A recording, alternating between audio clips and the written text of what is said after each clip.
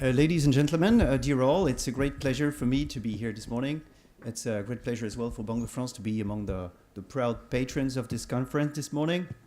First, before I begin, I would like to thank warmly all those who contributed to the organization. It's always difficult to organize such an event, in particular when you have several people involved, and they've done a great job. Many thanks to everyone.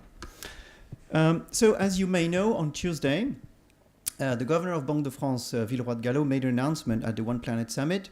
He launched the network of supervisors and central banks for greening the financial system.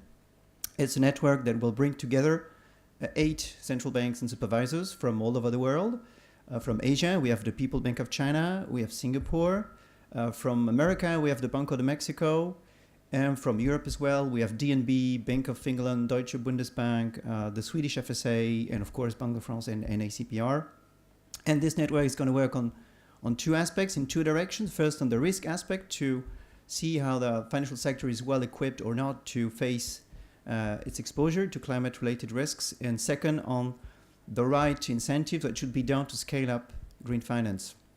So you may be thinking, okay, the guy is happy with this network, but what's the point? Why should we care? Well, I guess you should care because even though we have a nice engine, and I think this network is a very nice engine, we need some intellectual fuel.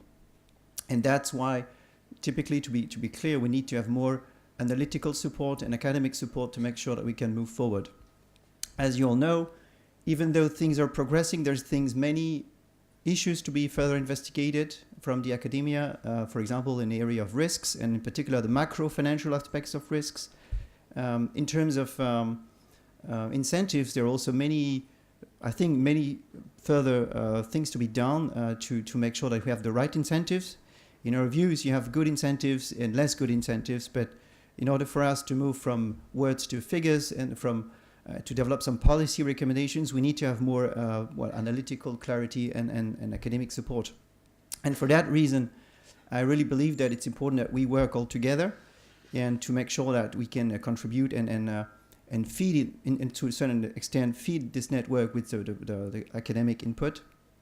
And maybe last word, when we talk about attractiveness of a financial center, I think the academic part is also important. We have, of course, many important things like labor law, social law, but I think we shouldn't underestimate the intellectual firepower.